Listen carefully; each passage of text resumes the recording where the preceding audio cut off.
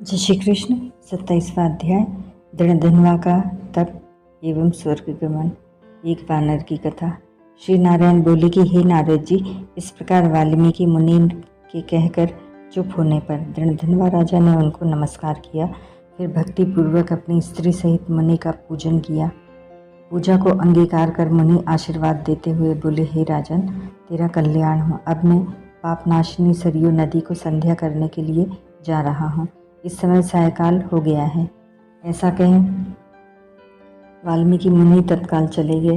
राजा दूर तक वाल्मीकि जी को पहुंचाकर अपने महल को लौट आया और अपनी गुण सुंदरी रानी से बोला, हे सुंदरी, राग द्वेष लोभ मोह मद मात्सर्य इन 6 शत्रुओं से भरे हुए गंधर्व रूपी नगर के समान इस आसार संसार में मनुष्यों को क्या सुख है। कीड़ा विष्ठा तथा राख नामधारी और बात पित्त कफ से युक्त मलमूत्र रक्त से व्याप्त इस देह से क्या मोह है। हे प्रिय, मैं इस क्षणभंगुर शरीर से ध्रुव पदार्थ की प्राप्ति के लिए पुरुषोत्तम का स्मरण करने वन को जाता हूँ। यह सुनकर पतिव्रता गुण सुंदरी विनय से नम्रता पूर्वक दुखित हो हाथ जोड़कर अपने पति से बोली, हे भूपते, मैं भी आपके साथ चलूँगी, क्योंकि पतिव्रता स्त्रियों के तो पति ही देवता हैं। जो स्त्री पति के चले जाने पर पुत्र के घर में रहती है, वह पुत्र वधू के अधीन हो पराए घर में कुतिया की भांति लानत व फटकार आदि सहते हुए रहती है।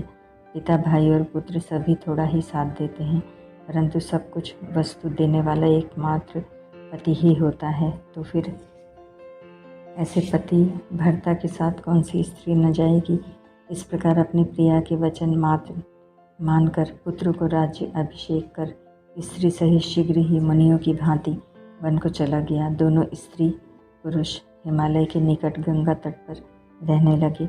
और हे नारद, पुरुषोत्तम मास के आने पर विधि पूर्वक तीनों समय स्नान कर पुरुषोत्तम भगवान का स्मरण करते हुए स्त्री सहित तप करने लगा।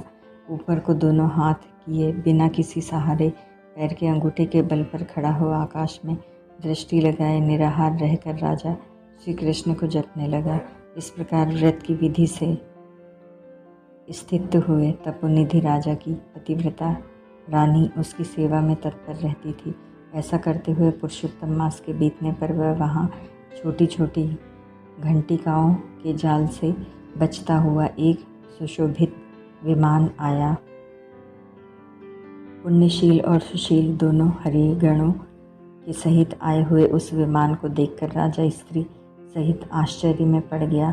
विमान में बैठे हुए दोनों हरिगणों को रानी सहित राजा ने नमस्कार किया। देवदूतों ने उन दोनों को विमान पर चढ़ा लिया। स्त्री सहित राजा विमान में चढ़कर सुंदर दिव्य शरीर धारण कर शीघ्र ही गोलोक को चला गया। इस प्रकार राजा पुरुषोत्तम मास में तप करके निर्भय लोक में जाकर हरि के निकट आनंद करने लगा। और राजा की पतिव्रता स्त्री भी पुरुषोत्तम मास में तप करते हुए अपने पति की सेवा करती हुई पति लोक को गई। श्री नारायण बोले, हे नारद जी, ऐसे मेरे एक जीवा हैं, अतः इस समय मैं उसका क्या वर्णन करूं। इस पृथ्वी पर पुरुषोत्तम मास के समान अन्य कुछ भी नहीं है। हजारों जन्म तप करने से भी वह फल प्राप्त नहीं होता है जो पुरुषोत्तम मास के सेवन से प्राप्त होता है। पुरुषोत्तम मास में भूल कर भी उपवास दान स्नान जप करने से जन्म जन्मांतर के पाप नष्ट हो जाते हैं। जैसे पुरुषोत्तम मास में अनजाने एक बंदर के 3 दिन स्नान करने से ही पूर्व जन्म के सब प्रकार के पाप समूह नाश हो गए और वह भी दिव्य शरीर धारण कर विमान पर चढ़कर वृद्धावस्था तथा मृत्यु से रहित होकर दिव्य लोक को गया। इसलिए यह सब मासों में अत्यंत श्रेष्ठ पुरुषोत्तम मास है। जो दुष्ट बंदर भी अनायास हरि भगवान को प्राप्त हो गया। जो पुरुषोत्तम मास का सेवन नहीं करते वे महामूढ़ हैं, वे धन्य हैं, कृतार्थ हैं और उनका जन्म भी सफल है। जो स्नान दान जप उपवास आदि करते हैं। नारद जी बोले, वेद में संपूर्ण अर्थों का साधन मनुष्य जन्म कहा है, परंतु बंदर भी अनजाने बंधन से मुक्त हो गया। यह आश्चर्य की बात है। हे तपोनिधे, सब लोगों के हित के लिए यह कथा भी मुझसे कहो कि उस बंदर ने 3 रात्रि कहाँ स्नान किया। वह बंदर कौन था, क्या खाता था, कहाँ उत्पन्न हुआ और कहाँ रहता था। उसको किस कारण से पुरुषोत्तम मास में ऐसा श्रेष्ठ फल प्राप्त हुआ, यह मुझे सुनने की जिज्ञासा है। अतः विस्तार पूर्वक कहो, क्योंकि मुझे आपके मुख से कथा रूपी अमृत सुनते सुनते तृप्ति नहीं होती। श्री नारायण बोले, केरल देश में कोई एक ब्राह्मण मधुमक्खियों की तरह नित्य प्रति धन इकट्ठा करने में लगा रहता था। वह बड़ा लालची तथा कंजूस ब्राह्मण था। इस कर्म के कारण लोक में वह कदरी नाम से विख्यात हो गया था। उसके पिता का रखा हुआ पहला नाम चित्र शर्मा था। उसने श्रेष्ठ अन्न और वस्त्रों को कभी नहीं भोगा। उस दुर्बुद्धि ने न कभी हवन किया, न कभी पितरों का श्राद्ध किया। अपनी ख्याति के लिए भी कुछ नहीं किया। स्त्री पुत्र आदि का भी पालन नहीं किया। अन्याय से इकट्ठे किए हुए धन को पृथ्वी में गाड़ दिया था। न कभी माघ मास में तिलदान किया, न कार्तिक मास में दीपदान किया और न ब्राह्मण भोजन कराया। वैशाख मास में अन्नदान और व्यतिपात में स्वर्णदान तथा वैधृति में चांदी का दान भी नहीं किया। सूर्य संक्रांति में भी कभी दान नहीं किया। चंद्र और सूर्य ग्रहण में भी न कभी जप किया, न हवन। वर्षा वायु धूप से दुखित दुबला काला शरीर, आंखों में आंसू भरकर सब जगह दीन वचन बोलता फिरता था।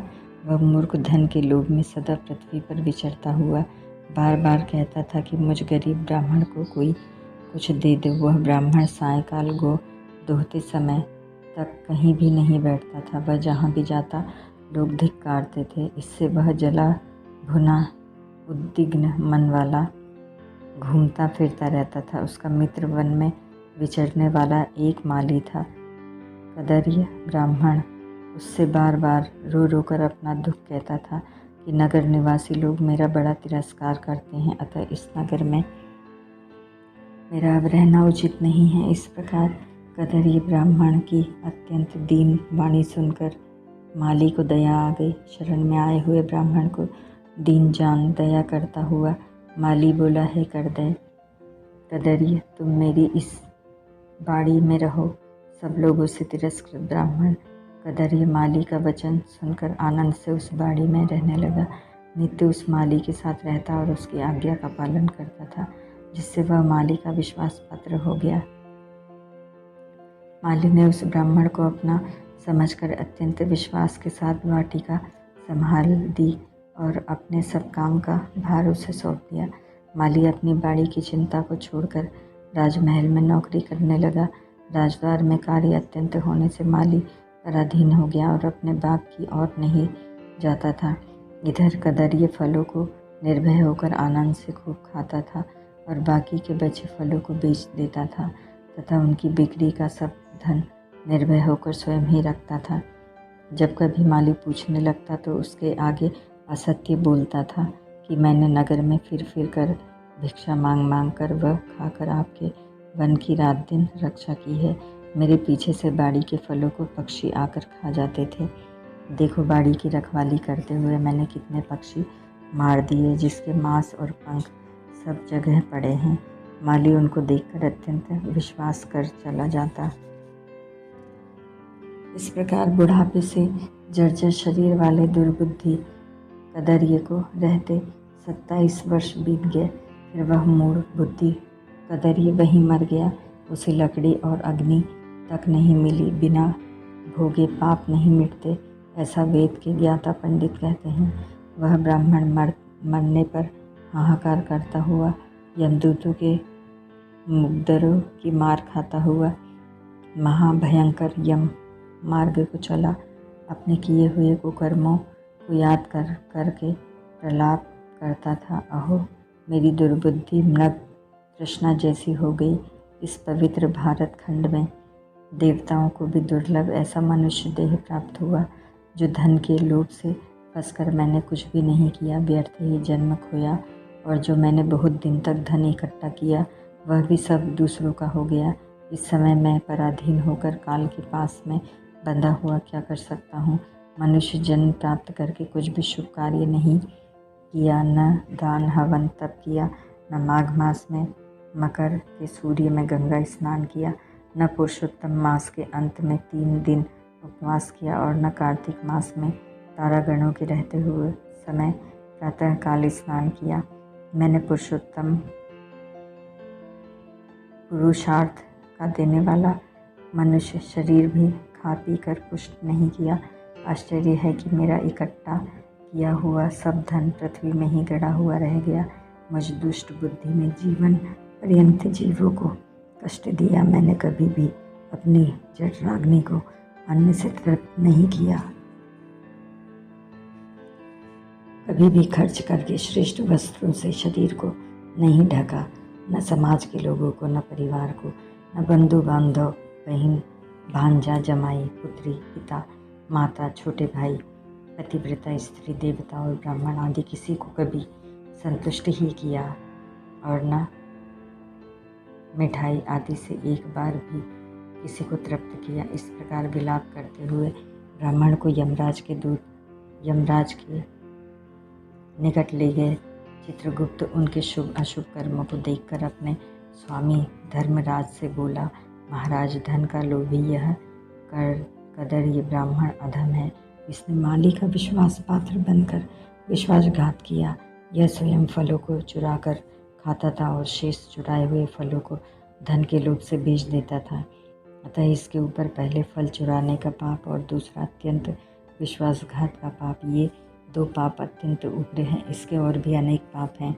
श्री नारायण बोले, हे नारद जी, चित्रगुप्त के वचन सुनकर धर्मराज अत्यंत क्रोधित होकर बोले, इसे 1000 जन्म तक बंदर की योनि में रखो, पश्चात इसे विश्वासघात का फल मिलेगा। ओम तत्सत।